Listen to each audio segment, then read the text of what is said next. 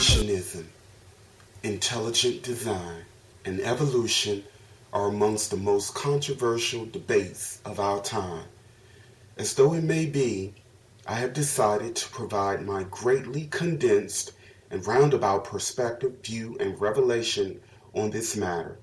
But before I get into the heart of my point of views, let me say that these are my views, and as I often say, take whatever resonate and leave the rest behind. Before we get started, let's review Merriam's dictionary definition of creationism, intelligent design, and evolution. Creationism, a doctrine or theory holding that matter, the various forms of life, and the world were created by God out of nothing and usually in the way described in Genesis. Evolution, one of a set of prescribed movements, a process of change in a certain direction, the action or an instance of forming and believing something of. Intelligent design, the theory that matter, the various forms of life, and the world were created by a designing intelligence.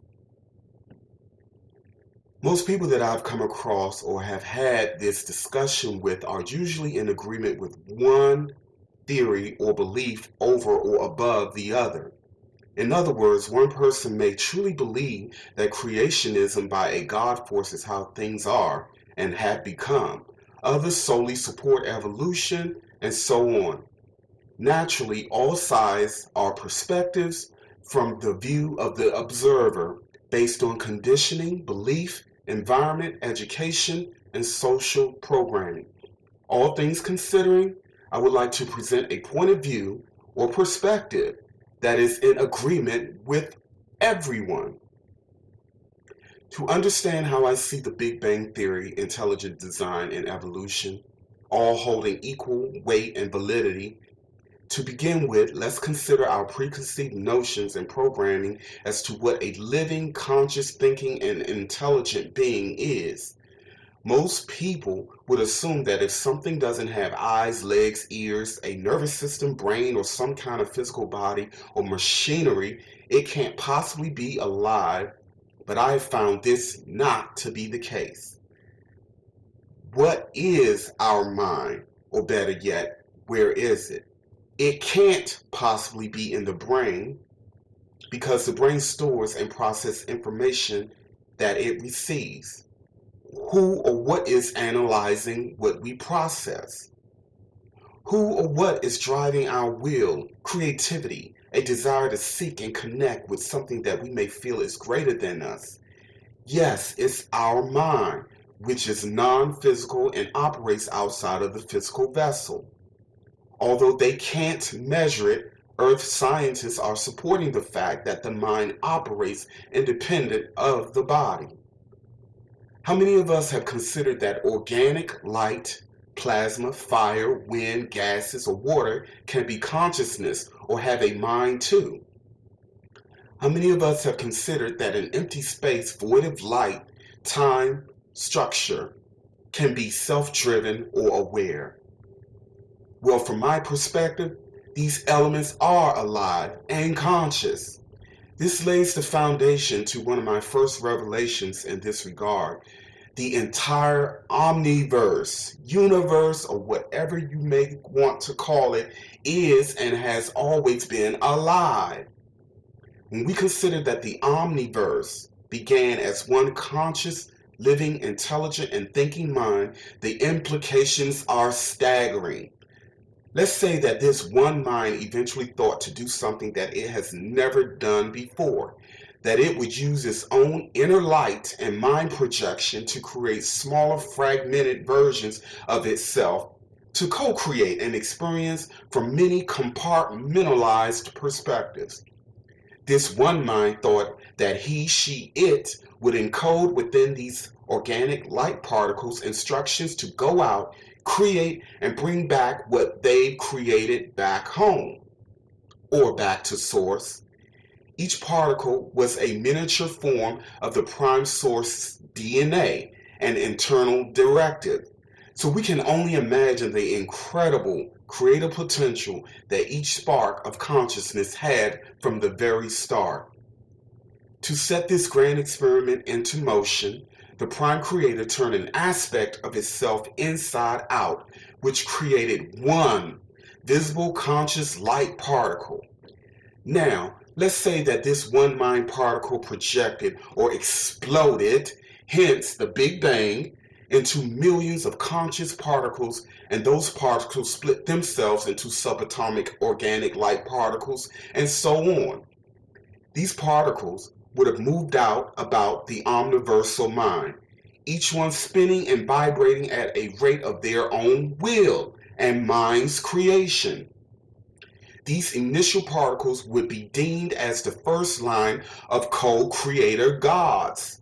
These co-creators are what many of us would call celestial bodies or planets. Yes, where there is light, water, fire, gases, etc. on a planet, there is a living, thinking, and creative being and their network of creations, and those creations' network of creations, and so on. Over time, these planetary bodies, living, thinking, creative beings, traveled out about within the black void, sharing and giving birth to ideas, cohabitating in such a harmonic way with the other extensions of themselves and source. These celestial beings are now individualized, intelligent beings of light. Over a span of many years, their bodies expanded and changed in density, texture, and form because they created organisms by thought with their own DNA and all sorts of beings within their respective spheres. Their creations or living organisms created and reproduced, and so on. The first blueprint for humanoids is a basic format from the first line of celestial beings, or shall we say co-creators. The humanoids evolved from their respective home realms and environment. The first line of humanoid co-creators evolved over millions upon millions of years within their home sphere or celestial bodies. In the spirit and divine direction to explore and create, the first humanoid beings eventually developed ways to explore other celestial forms.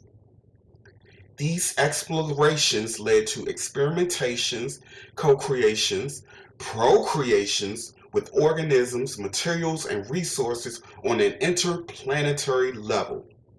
Like their creators, they had within them the will and drive to create, learn, and share ideas. Over a span of timelines, these co-creator humanoid beings found their respective hitches in technology, spirituality, science, and many expressions and forms of engineering. They excelled in creating, learning, and expressing themselves through other forms of humanoids, plants, animals, insects, and aquatic life. From one perspective, these beings can be deemed as gods, for lack of a better word, of their creations, but from the very highest perspective, they are extensions of Source like everything else in existence. Now, some of you may be thinking, how could any being without a body or materials create something out of nothing? Again, we are working under a limited paradigm and understanding of what constitutes reality, consciousness, intelligence, and life. Simply put, creation began and continues to be as the result of thought projections and intent. In other words, if we project and think it, so it is. It manifests out of subatomic light particles that are not visible to the human eye. The level of denseness of these particles is created through their respective vibratory levels. So, the faster the layers of light particles spin, the less dense they are, and when they are greatly slowed down, we get the illusion of solidity or physicality. So you see, our thoughts are alive. Yes, they are living light particles and organisms. And for better or worse, our thoughts are the building blocks of our reality and experiences, and our intent is the direction and design. Starting to make sense now? Imagine all of what I have described occurring over and over and over again for billions of years, and it all began with one mind, the very first creator of all creations. This is all beyond human comprehension, and that's my point. We really can't put limitations on something that really is so unlimited. We're spheres within spheres of light particles and organisms sharing, co-creating on this massive sphere called Earth. Yes, Earth is a living, feeling, and thinking being. She is very spiritual, highly evolved, and intelligent. What I've just stated about the Earth is true for the Sun and just about every single planet in all of existence.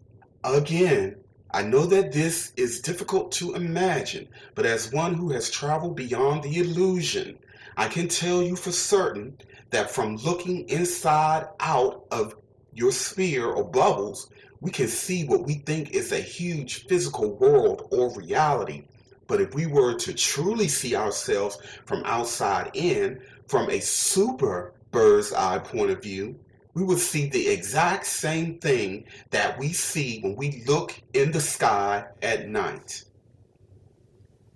As I see it, we are one mind, compartmentalized, expressing, co-creating, sharing ideas, evolving and experimenting with energy and consciousness.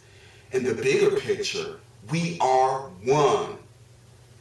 But in our spheres of illusion, we are individualized extensions of the prime source. Thank you for watching and listening, family. And as always, happy travels.